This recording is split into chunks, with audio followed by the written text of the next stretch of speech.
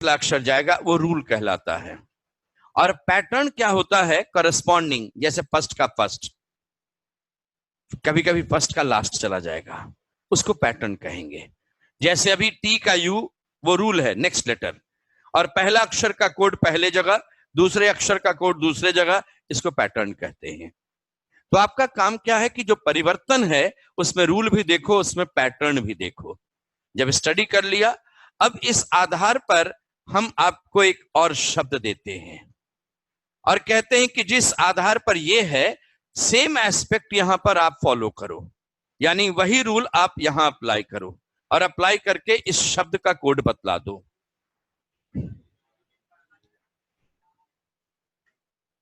ठीक है, ये आप तुरंत कह देते। तो यह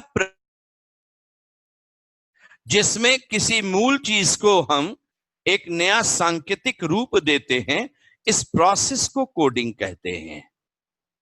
ये जो आपका प्रोसेस है, प्रक्रिया है, इसको कोडिंग कहते हैं। जिसमें ऊपर दिए गए उदाहरण में जो परिवर्तन नजर आया, उसी को हम यहां पर अप्लाई करके अपना कोड बनाते हैं। अगर हम क्वेश्चन में कहे होते कि किसी भाषा में टेबल को यूबीसीएमएफ लिखते हैं, तो आप ये बता दीजिएगा कि इसी भाषा में ये सीपीबीएसई किस शब्द का कोड है। तो अब यहां सी का डी नहीं करना है। देखिए इस बार क्या किया मैंने, संकेत दे दिया और मूल चीज पूछ दिया। उल्टा होगा, यू से पीछे टी, तो बोले सी से पीछे B, O A R, S से पीछे वाला आएगा ना आर, और ये रहेगा डी। तो यह जो तरीका होता है जिसमें किसी संकेत से हम मूल चीज प्राप्त करते हैं, उल्टा संकेत से मूल चीज प्राप्त करते हैं, इस प्रोसेस को डिकोडिंग कहते हैं। ये प्रोसेस कहलाता है डिकोडिंग। तो कोडिंग डिकोडिंग दो प्रोसेस है। मूल से सांकेतिक प्राप्त करना कोडिंग है, और सांकेतिक से मूल प्राप्त कर लेना यह डिकोडिंग है। आपका उदाहरण दोनों तरह से रह सकता है, कोडिंग में भी पूछा जाता है, डिकोडिंग भी पूछा जाता है। तो ये शब्द कोडिंग डिकोडिंग क्या है, ये चीज है। ठीक है, लिखिए फिर और सीखते हैं।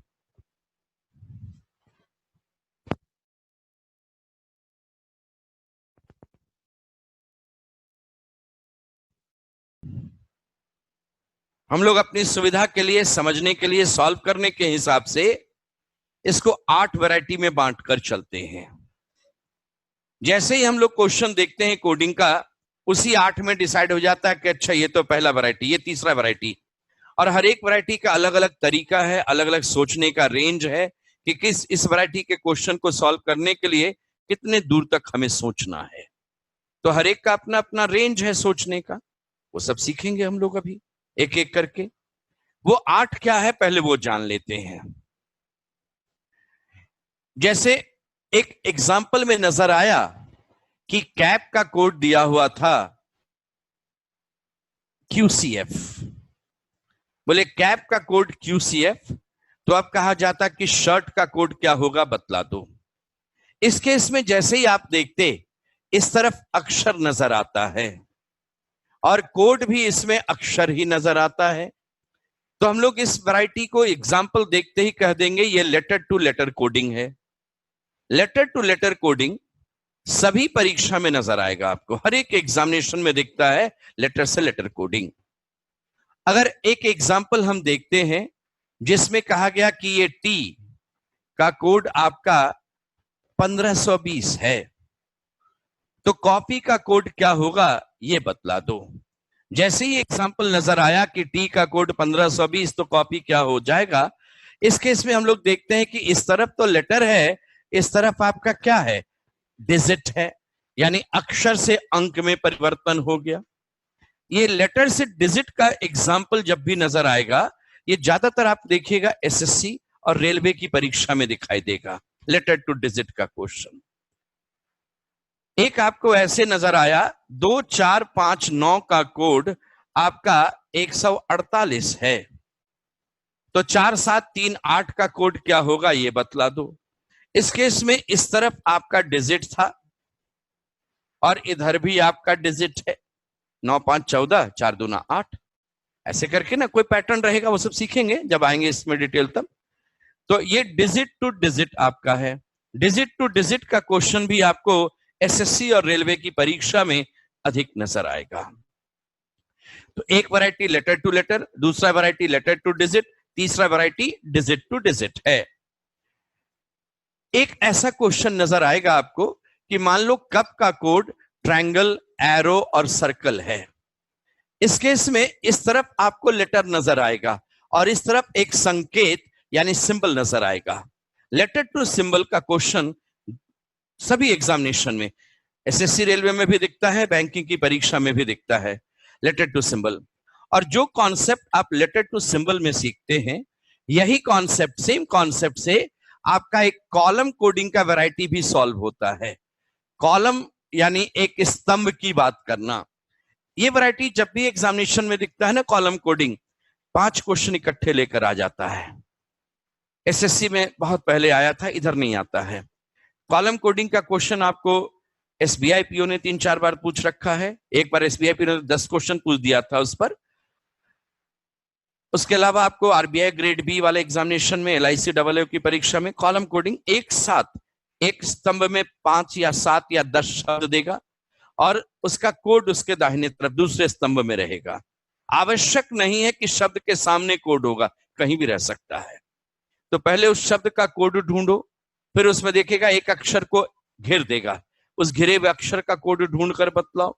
तो वो वैरायटी जब दिखता है तो 5 क्वेश्चन इकट्ठे दिखता है, लेकिन कॉन्सेप्ट वही है जो लेटर टू सिंबल में है। कॉलम कोडिंग का सेम कॉन्सेप्ट। एक वैरायटी ऐसा आपने देखा होगा इन दिनों, टिम सिम रिम का अर्थ होता है आकाश नीला है। बोले नजर आया ऐसा क्वेश्चन? सिम टुक निर का अर्थ होता है नीला और पीला। ऐसे करते हुए 4-5 वाक्य दे देगा, पूरे वाक्य का कोड उस तरफ आपका दिया रहेगा। तो ये वैरायटी आपका सेंटेंस टू सेंटेंस कोडिंग हम लोग कहते हैं। ये तीनों वैरायटी 4, 5 और 6 एक ही कॉन्सेप्ट से बनता है। लेटर टू सिंबल हो, सेंटेंस टू सेंटेंस हो या कॉलम कोडिंग हो, एक ही कॉन्सेप्ट से आप तीनों वैरायटी सॉल्व कर लेते हैं। एक वैरायटी आपने ऐसा जरूर देखा होगा, वर्ड टू वर्ड, जिसमें कहा जाता है किसी सांकेतिक भाषा में लाल को नीला, नीला को पीला, पीला को हरा, हरा को गुलाबी, गुलाबी को काला कहते हैं, तो उसी भाषा में मनुष्य के खून का रंग क्या होता है। मिला क्वेश्चन इस ढंग का? तो ये आपका वर्ड टू वर्ड कोडिंग के तहत जाएगा। और एक आपका विविध प्रकार का मिसलेनियस वैरायटी है, जिसमें 1 या 2 क्वेश्चन रहता है आपके एसएससी में, और पीओ वगैरह में 2-3 क्वेश्चन, कभी कभी एक साथ एक ही इंफॉर्मेशन पर 3 क्वेश्चन आपको पूछ दिया जाता है। तो हम लोग सुविधानुसार सॉल्व करने के हिसाब से, सोचने के ढंग के हिसाब से कोडिंग के क्वेश्चंस को 8 डिफरेंट कैटेगरी में बांट करके चलेंगे। लेटर टू लेटर पहले पढ़ेंगे, फिर लेटर टू डिजिट में आएंगे, डिजिट टू डिजिट होगा, लेटर टू सिंबल जब पढ़ेंगे तो तीनों चीज इकट्ठे हो जाएगा, कॉलम कोडिंग और सेंटेंस टू सेंटेंस, फिर वर्ड टू वर्ड और लास्ट में मिसलेनियस कोडिंग की बात करेंगे। ठीक है, लिख लीजिए और एक एक वैरायटी हम लोग शुरू करते हैं अभी। सांकेतिक शब्द, कोड, और ये जो आपका है वह भी अक्षर है, यानी वह भी लेटर है, लेटर टू लेटर कोडिंग। इसमें इधर पहले देख, सबसे पहले क्या करना चाहिए, जब भी लेटर टू लेटर मिले, मूल चीज कितने अक्षर का है वो पहले गिनती कर लेंगे। कितना है? 4। अब देखिए इसमें परिवर्तन क्या क्या हो सकता है। जितने अक्षर हैं उनकी संख्या में परिवर्तन, तो वृद्धि भी कर सकते हैं, कमी भी कर सकते हैं। हो सकता है संख्या 4 का 4 नजर आए, उसका वैरायटी चेंज कर दें, प्रकार बदल दें, या हो सकता है 4 का 4 रहे, नंबर उतना ही रहे, वैरायटी भी वही रहे, स्थान इधर से उधर कर दें। जैसे सोचिए क्वाइन का मैंने वो कोड दिया था। एक और एग्जांपल लेते हैं, इसमें देखिए क्वाइन के लिए डी यूज करते हैं,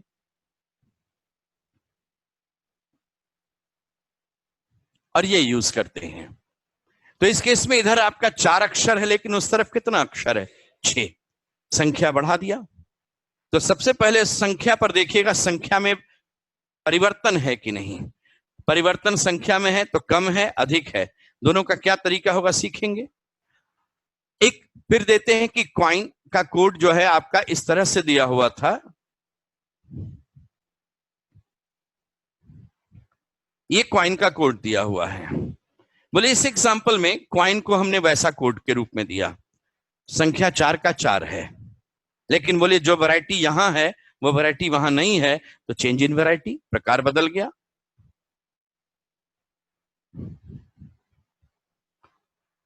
कॉइन को हमने ऐसे कोड किया, तो इस बार बोलिए न प्रकार बदला न संख्या बदले, आप किस चीज में बदलाव किया?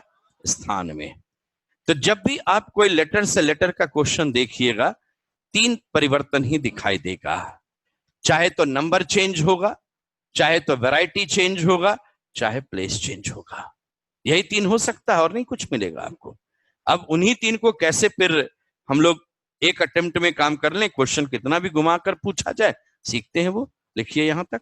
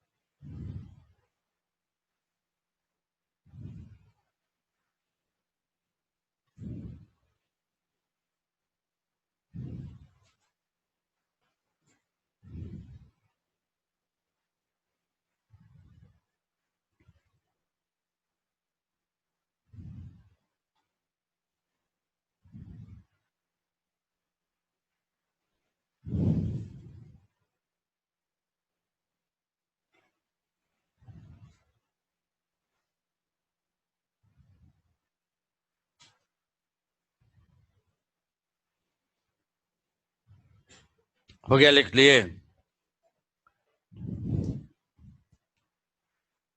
किसी सांकेतिक भाषा में क्वाइन को WR लिखते हैं। ये मान लीजिए हमने दे दिया क्वाइन को WR लिखते हैं, तो उसी भाषा में ये शब्द लैंड कैसे लिखा जाएगा आपसे पूछेंगे। आप जैसे ही क्वेश्चन देखते हैं तुरंत ध्यान जाता है कि अरे ये तो लेटर टू लेटर है। क्या परिवर्तन है? तो यह पाए कि ये तो चेंज इन नंबर है। अब ये चेंज इन नंबर में क्या आया? तो डिक्रीज है। मिल गया है। ये सब लिखना नहीं हो तो देखने की बात है। देख लिया, अच्छा पहचान गए, ये चेंज इन नंबर का डिक्रीज है। देखिए डिक्रीज में होगा क्या, पहले सोचिए। इधर बहुत सारे लोग हैं और उधर कोड में कम लोग आ गए। इसका यह मतलब रहा होगा कि इधर के लोगों को हमने मिलाया होगा, 2-3 लोगों को मिला करके उधर एक बनाया होगा, तभी तो कम हो गया। इधर के 2-3 लोगों को मिला करके मैंने उधर एक बनाया होगा। अब ये मिलाने में हम जोड़ भी यूज कर सकते हैं, गुना भी यूज कर सकते हैं, घटाव भी यूज कर सकते हैं, भाग भी यूज कर सकते हैं। यही हो सकता है, रूल यही हो सकता है जोड़ने में। अब फिर ये रहेगा कि ठीक है, किसको किसको जोड़ा होगा, किसको आपने घटाया होगा, तो उसके लिए स्थान के आधार पर, वॉवेल के आधार पर, वो सब लिखा देंगे सब कुछ क्या क्या हो सकता है। वॉवेल के आधार पर या हो सकता है वर्णमाला का प्रथम अर्धांश वालों को हम कुछ जोड़ दें, द्वितीय अर्धांश वाले को कुछ नहीं करें, वैसे ही छोड़ दें। बहुत सा चीज हो सकता है। तो ये सब चीज ठीक है, ध्यान में रहेगा कि ये काम हो सकता है। जैसे ही आप क्वेश्चन देखिए, वर्णमाला में जो अक्षरों का स्थान है लिख दीजिए। जैसे ही मालूम होता हो कि letter to letter change in number में डिक्रीज, अक्षर का जो वर्णमाला में स्थान है आप लिख दीजिए। और वह भी पहले इसका लिखिए तब इधर लिखिएगा, यानी कोड का पहले लिखिए। सोचिए ये 23 है, ये 18।